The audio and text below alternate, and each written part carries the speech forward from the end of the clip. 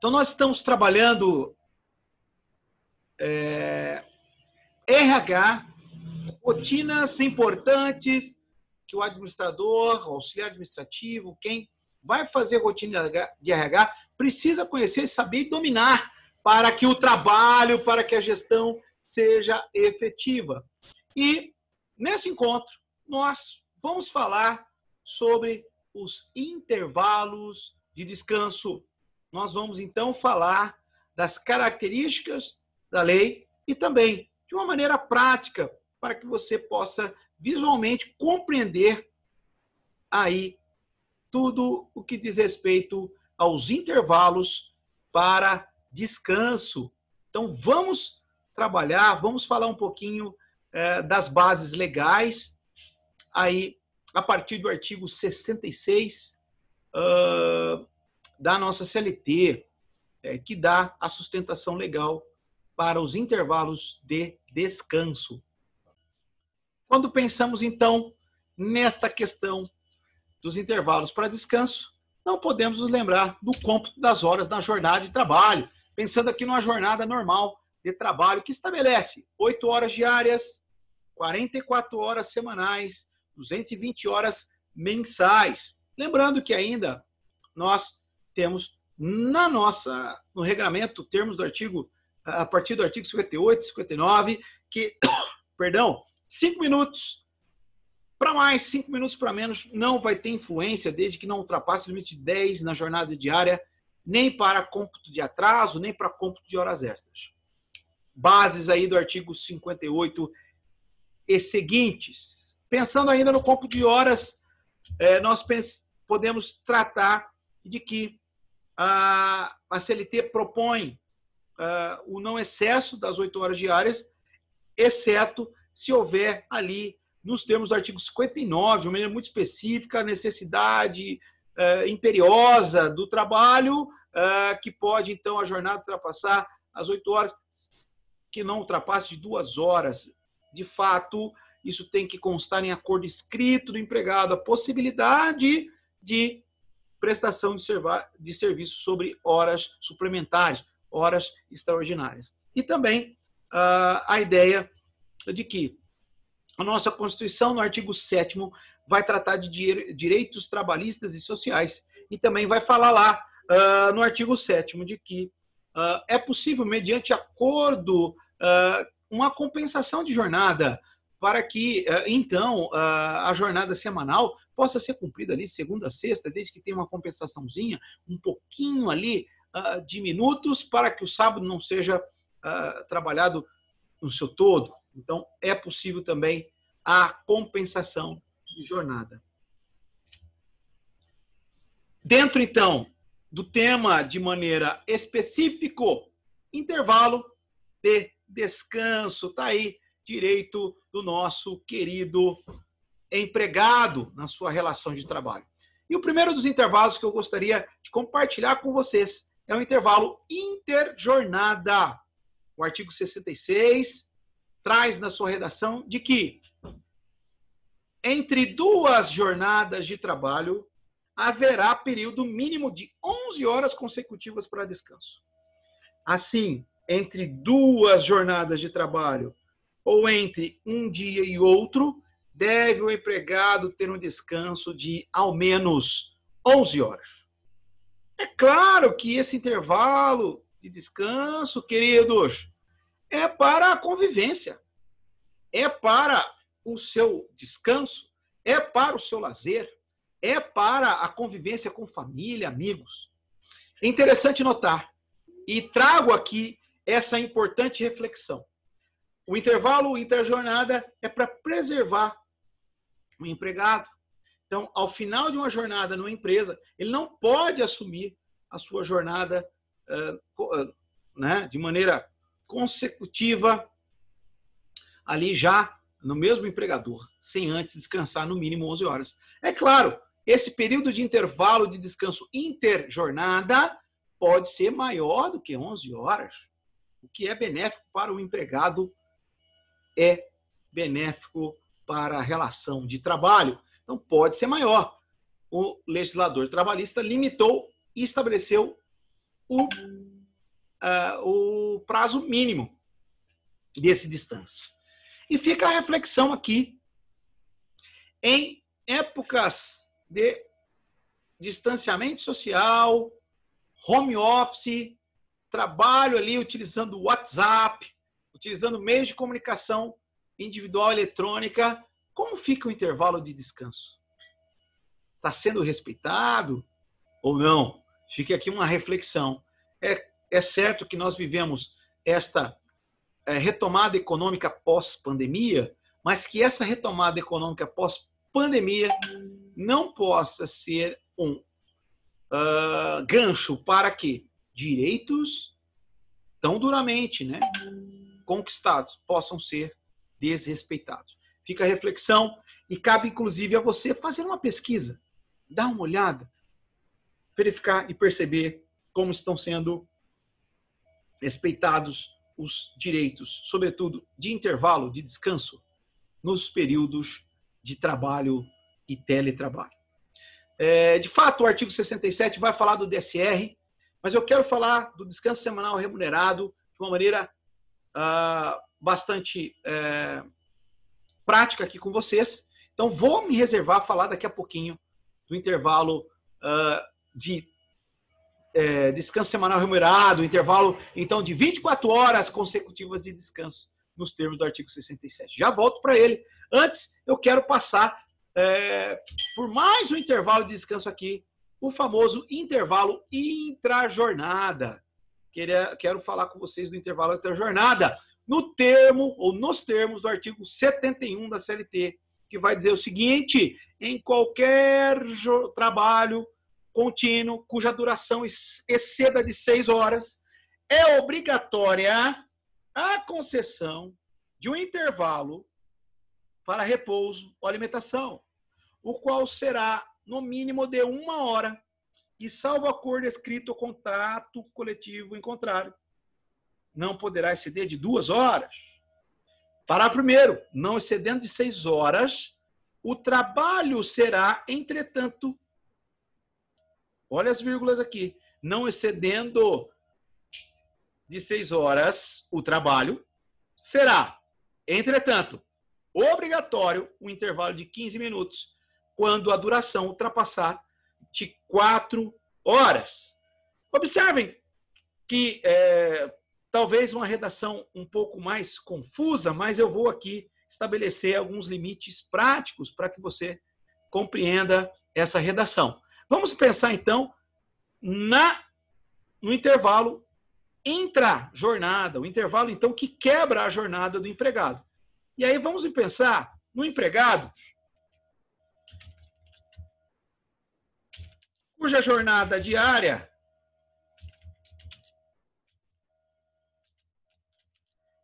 é de 3 horas. Então, qual é o intervalo para esse empregado, cuja a jornada é de 3 horas? E nos termos da lei, 0 minutos. Só com jornada é de 3 horas, 0 minutos.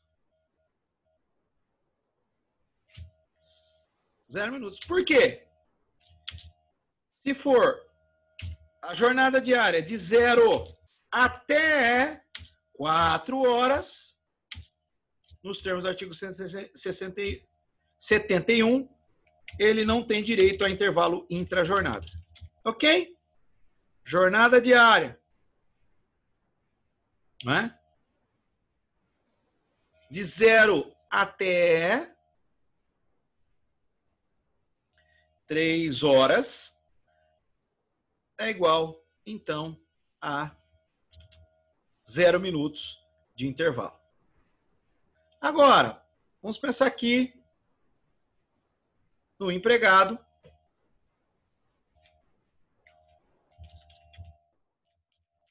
cuja jornada de trabalho diária é de 7 horas por dia. Quanto de intervalo ele tem direito à intrajornada, qual será? De 1 hora no mínimo a 2 horas no máximo,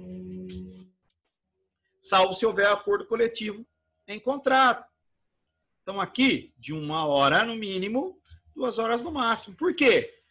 Quem tem jornada diária de 4 horas. Espera aí, que aqui eu cometi um equívoco. Na verdade, não cometi um equívoco, não. Tá certíssimo. Aqui, ó. Então, quem trabalha mais do que 6 horas por dia tem direito a 1 hora de intervalo no mínimo,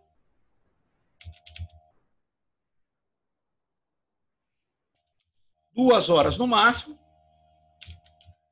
salvo convenção ou acordo coletivo em contrário.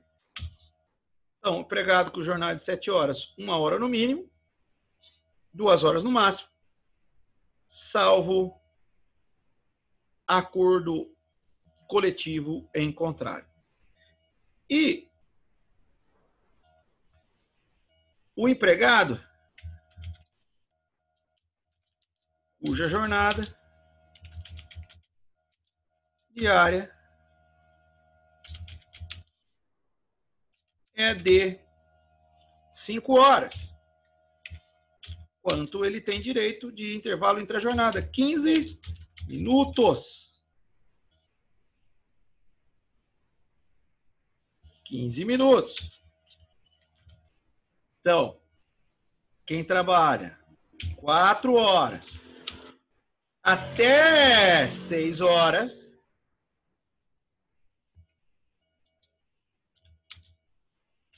tem o mínimo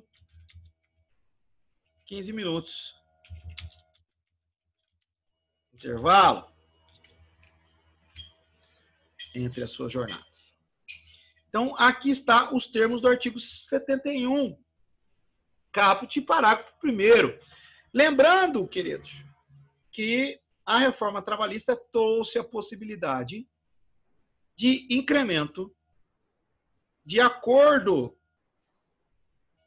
no que diz respeito a uma jornada de mais 6 horas, onde eu posso negociar essa 1 hora, o empregado, por acordo com o seu empregador, e pode transformar essa hora mínima em 30 minutos. Então, asterisco aqui, mínimo 30 minutos. Facultativos por acordo. Então, com a reforma, ela incrementou e trouxe essa possibilidade de um acordo para que o intervalo mínimo possa ser modificado para 30 minutos e, consequentemente, ele terminar 30 minutos a sua jornada diária. Ele vai fazer, então, uma jornada diária mais cedo. Então, os termos do artigo 71, para que fique claro a redação, já que é um pouco confusa. Nós vamos, então, agora, retomar esse ponto e você vai ver como está mais claro. Porque diz assim: em qualquer horário, trabalho contínuo, cuja duração exceda 6 horas, ou seja, mais 6 horas. É obrigatório 1 hora, máximo 2, salvo acordo coletivo por escrito em contrário. Parágrafo primeiro, não excedendo as 6 horas, ou seja, menor de 6, o trabalho será obrigatório 15 minutos. Quando a duração ultrapassar 4 horas. Ou seja, e quando não ultrapassar 4? Não tem previsão. Então, foi o que nós dissemos. Ultrapassou 4, entre 4 e 6, 15 minutos. Mais que 6, 1 hora. Máximo 2, podendo ter modificação. Tanto no mínimo, para 30 minutos, quanto no máximo, por acordo escrito. e menos de 4 horas, não ultrapassou 4 horas, não tem previsão de intervalo entre a jornada. Diz ainda o parágrafo 2º e o 4º do artigo 71 que destacamos. Os intervalos de descanso não serão computados na duração de trabalho. Então, não é jornada de trabalho. E o parágrafo 4º, que nos ressalta: quando o intervalo para repouso e alimentação previsto nesse artigo não for concedido pelo empregador, o empregador, ficará obrigado a remunerar o período correspondente com um acréscimo de, no mínimo, 50% sobre o valor da remuneração normal. Então, pagar como se fosse horas extras a 50%, quando o empregador não respeita a concessão dos intervalos intra-jornadas. Maravilha, queridos alunos. Nós podemos seguir adiante para falar de mais um intervalo.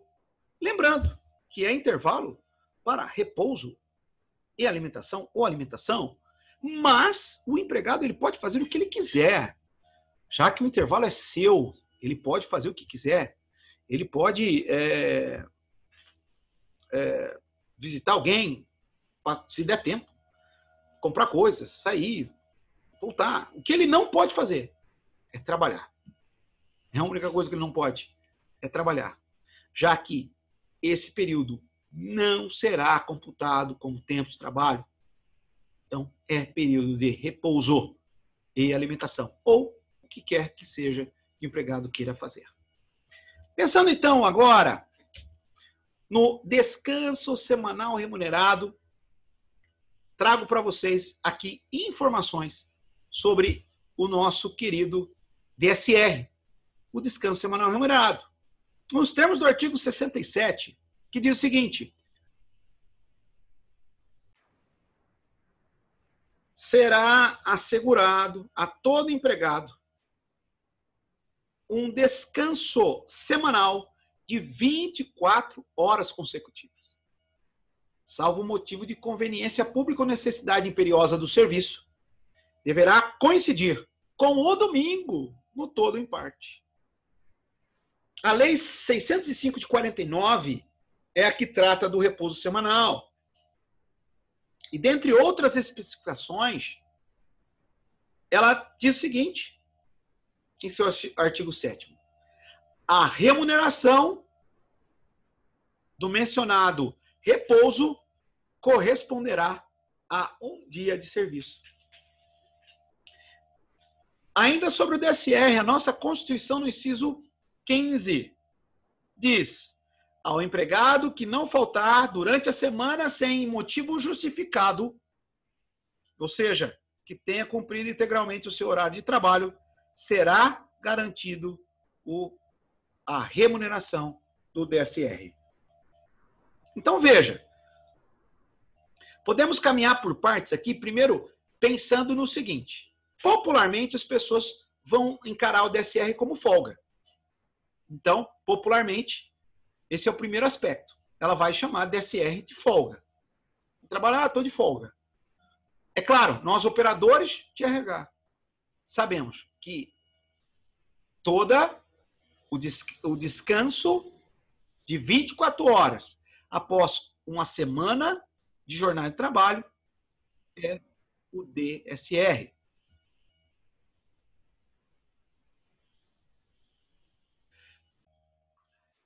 Inclusive, quando, por exemplo, nós temos a composição de uma remuneração de empregado no valor de R$ 1.800 por mês. Esses R$ 1.800 por mês, eles incluem a jornada de trabalho semanal e as 24 horas de descanso por semana. Ou seja, inclui o tempo de prestação de serviço e o DSR. Inclusive, essa folga é remunerada. Por isso que ela compõe nesse contexto da remuneração do empregado. Então, a folga é paga pela empresa. né? E nem todos aí têm essa dimensão. Na verdade, há um momento em que um empregado dá-se conta de que ele recebe pela folga. Quando ele falta na semana sem motivo justo. Então, quando ele tem uma falta injustificada, ele dá-se conta que ele recebe pelo DSR. Como ele faz isso?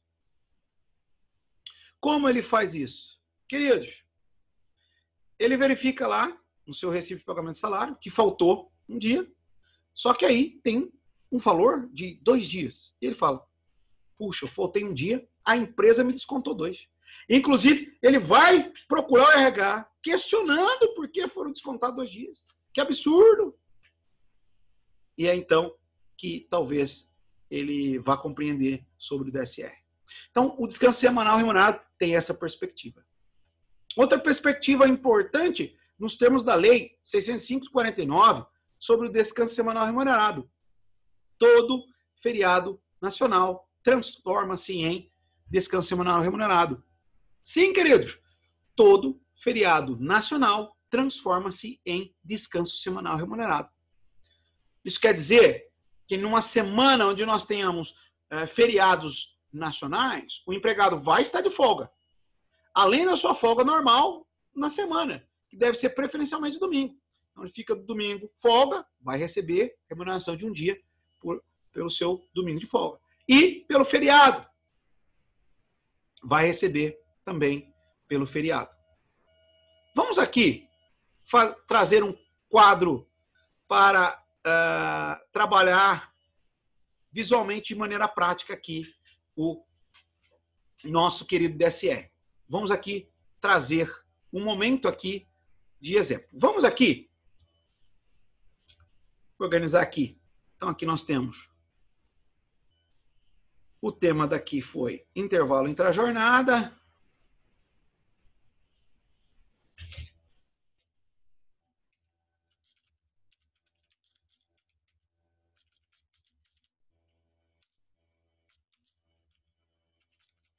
Aqui foi indefinido. Vamos falar aqui do DSR. Descanso semanal remunerado.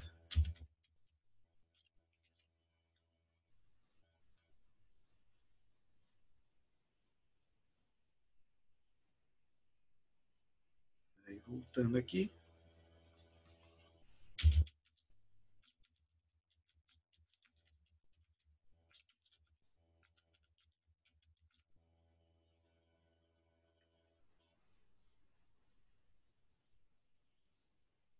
Vamos imaginar aqui um empregado com a jornada segunda,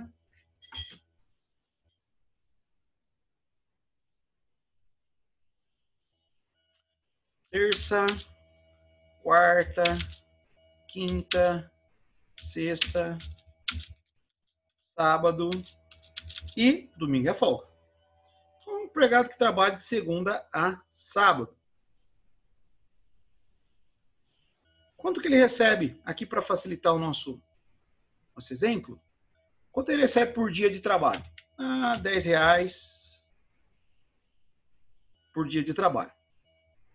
Logo, quando que ele vai? A folga dele é domingo. E domingo será o seu DSR. Descanso semanal remunerado. Quanto que ele vai receber por esse dia de descanso? R$10. O valor que ele recebe por dia de trabalho. Então, nós temos a jornada semanal, ele recebe R$10 por dia, e nós temos o descanso semanal remunerado. Vamos imaginar que o empregado falte, ele não vai trabalhar na quinta-feira. O que vai acontecer? Ele vai perder R$10 da quinta-feira e os R$10 do DSR. Por quê? Essa falta que ele cometeu foi uma falta injusta. Ele não cumpriu a jornada semanal. Logo, ele não terá direito ao descanso semanal remunerado. Interessante notar, vamos imaginar que sexta-feira é um feriado nacional.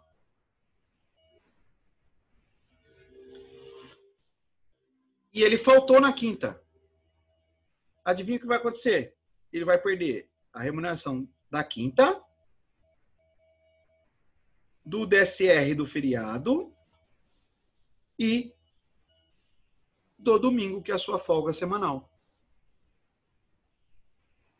Lembrando que, em relação a feriados estaduais e municipais, é preciso que tenha acordo coletivo prévio ou acordo individual prévio para que eles tenham essa consolidação como DSR. Os nacionais já estão incluídos na legislação do DSR. Vimos então, queridos, que os intervalos de descanso são protegidos e tutelados pela legislação trabalhista. Vimos intervalo de descanso intra-jornada, interjornada e o descanso semanal remunerado, cujas bases legais estão no artigo 66, 67 e 71 da CLT, da nossa querida Consolidação das Leis do Trabalho.